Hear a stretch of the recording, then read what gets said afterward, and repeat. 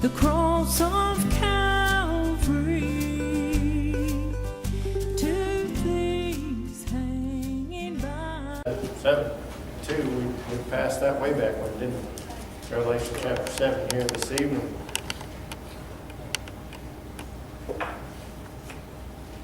It has, for me, I don't know about for you, but this book has just been action-packed. Now, I've been through the first few verses, or the first few chapters in the study, but to be honest, I've never done a full series through Revelation, so this has been new for me. I hope you've been learning and growing. I had some Bible classes where I took in Bible college. They take you about through the whole Bible in Bible college, but to be honest, this is the first time I've ever preached through the book, and so I thank you for being patient with me, bearing with me, and I hope it's been, at the same time, a blessing. But just a kind of a short recap here, and we'll jump into the passage here. As you know, we've gone through the book here. We're up to chapter 7 here, and we kind of ended on a little different note, if you will. I mean, it's been, the seals have been opened, and it's been an action-packed book here as we've unwrapped these things. And as we've been through this tribulation period, we know to start off with, when it starts off, the Antichrist comes, and he signs a covenant with Israel for 7 years peace, right?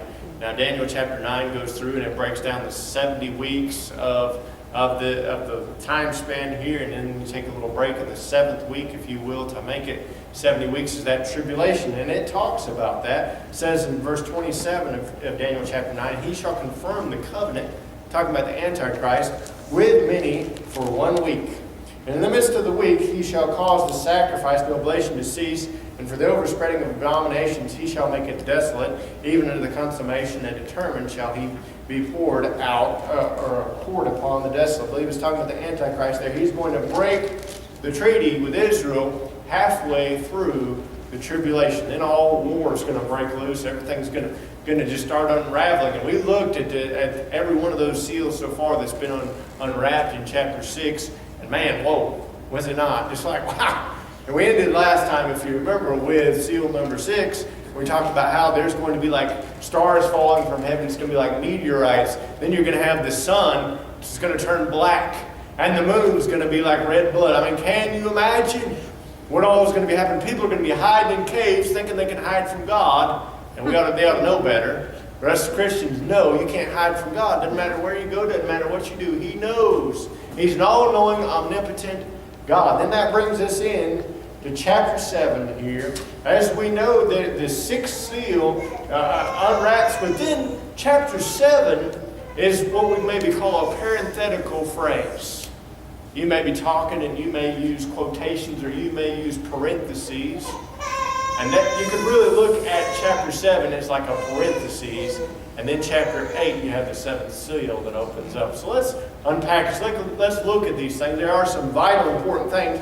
Now, I say parentheses not to say it's unimportant, because it's all important. All scriptures given by inspiration of God is profitable for doctrine, for reproofs, right? Every bit of it is applicable and profitable, okay? Well, let's look at verse 7. We're just kind of going to break down. I'm not going to have necessarily an outline or anything like that. We're just going to do a little Bible study tonight and try to break down this passage as we look at it, because I believe there's a lot for us to glean from it. Starts off in verse 1 of chapter 7. Says, after these things I saw 4 angels standing on the corners of the earth. Now hold on, put the brakes here for a little bit. People, when they see the 4 corners of the earth mentioned here, some people may say, hey, look at there, preacher. People think the earth is flat, right? No, you know what? If God said the earth was flat, I'd believe it. Didn't matter what scientists said, okay? But I don't believe that's what's being pointed out here. I believe it's pointing out north, south, east, and west as the angels are going to stand there. Notice what they do here on the 4 corners of the earth. It goes on to say in this same verse, on the 4 corners of the earth, holding the 4 winds of the earth, that the wind should not blow on the earth, nor the sea, nor on any tree. They are, in essence, on these north, south, east, and west, are holding back the winds. Now, we don't know what that's like. Now, if you're like me, my home can be noisy sometimes. I love my wife, I love my children, and I'm not even talking about my wife with this, I'm talking more about the children. Can be loud sometimes. About the quietest it gets when I wake up in the morning and I don't hear anything. That's one nice thing about going to work early in the morning. I don't hear a sound. But even this afternoon, you know what I had to do? I had to get away from the house. Even I had to go up and study here at the church just to get some quiet time before I was in my room with the box fan running to kind of shadow it out. But I was like, I didn't forget it. I'm just going to go to church to study where it's quiet, right? To find a quiet spot. But imagine at this time the wind is going to stop. It's going to cease. Now, sometimes we'll use the phrase the calm before the storm. But with the tribulation here, this is the calm in between the storm. Is it not here? They've already been through some storm. And folks, as we've gone through the 6 seals, understand this is just the beginning. It's going to get crazy and crazy and crazy. We're going to see from the book of Revelation. But this is, in essence, maybe the calm between the storm. Complete silence. No wind is blowing through at this point. The angels hold it back. Now some, as I looked at some commentaries, as I've looked through the book of Revelations and studied this out, a lot of people, they'll say, well, don't take this too literally. There's some symbolism here. And I've already warned you. I've already told y'all, I believe God, and I take Him at His word, and I take Him very literally. And we're going through the book of Revelations very literally. I believe if God's being symbolic, He'll tell us, right? I believe God means what He says and says what He means, right? I just take Him at His word. So just take it for granted. I'm going to come from that standpoint. When I interpret Scriptures, I'm going to look at it literally. So I believe this is literally going to happen in the tribulation, where these angels will withhold and stop the wind. But some commentaries you may read may say, well, this is pointing to certain different things. And some even look at this as still history. Understand, this is all ahead of time. This is all prophetic right here. This is not history.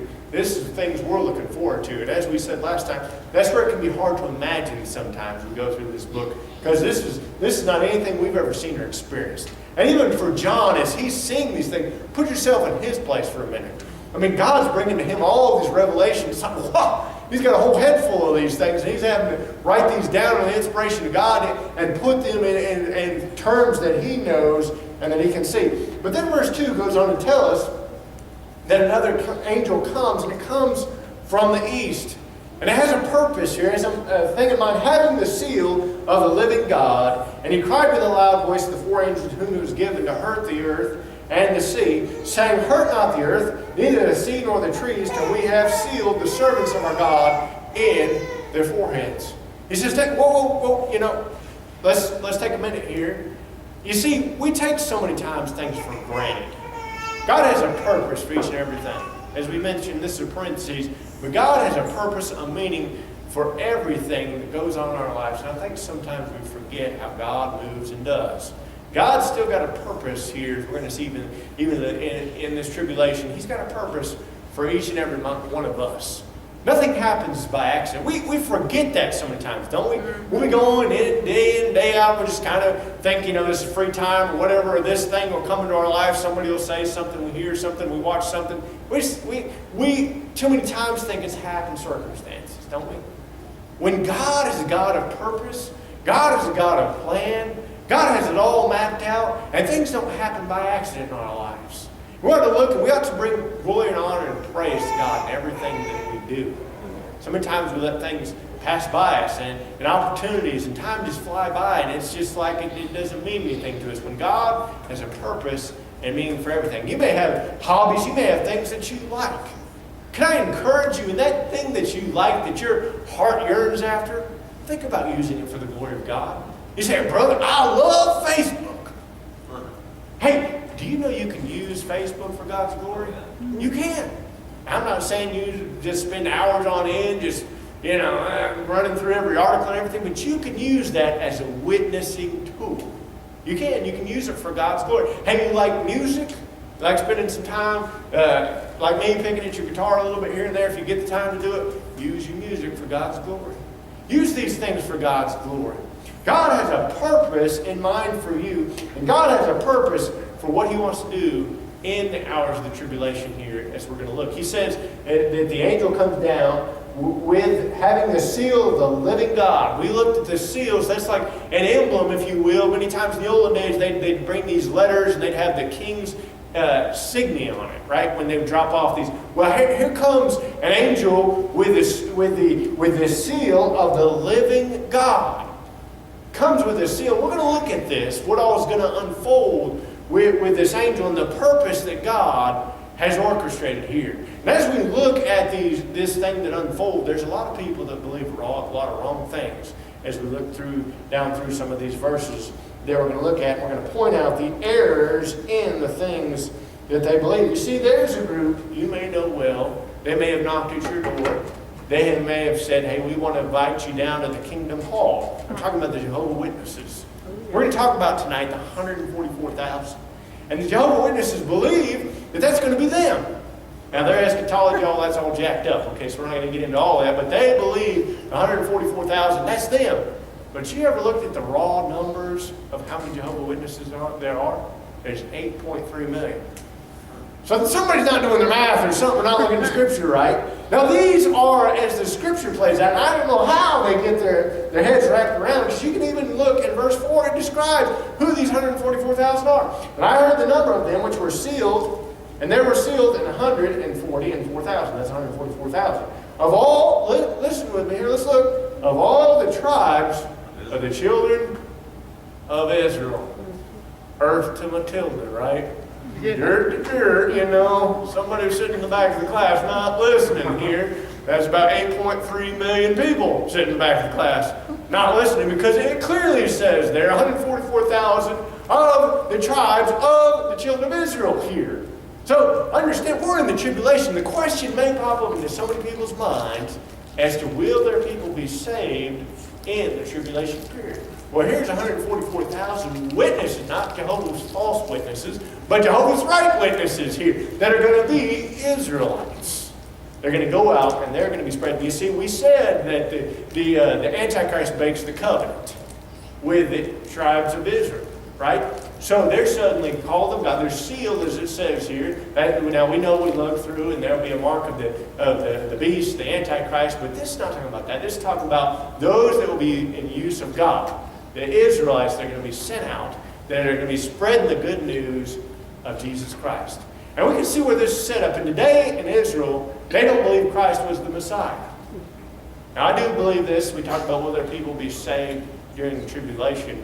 I don't believe there are people that have had a clear presentation of the gospel and have rejected it. I don't believe they will have the opportunity, the chance to be saved during the tribulation, just to make that distinction. Because it does speak of a strong delusion being sent to them by the Antichrist.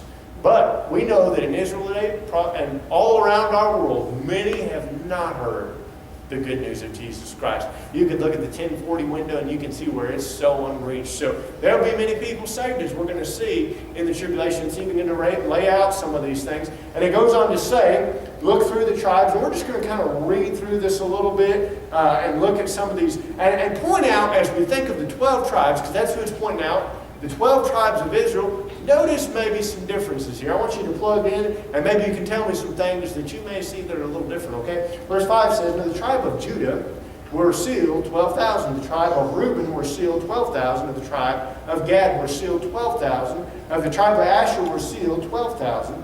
Of the tribe of Nephilah were sealed 12,000. Of the tribe of Manasseh were sealed 12,000. Of the tribe of Simeon were sealed 12,000. The tribe of Levi were sealed 12,000. Of the tribe of Issachar were sealed 12,000. Of the tribe of Zebulun were sealed 12,000. Of the tribe of Joseph were sealed 12,000. As we read through that, that's 12 tribes, right? 12,000, you do your math here, times 12 equals 144,000, right? I'm no mathematician, but that's pretty common sense math. But did you notice as we look through those tribes, any distinctions, any differences that you may have read through the Old Testament as we read through that?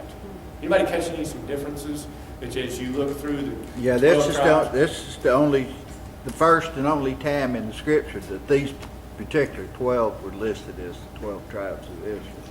Mm-hmm. But as you look through too, if you ever do find any lists or any people being mentioned amongst the children, you won't many times find Joseph mentioned. Yeah. You'll find Ephraim,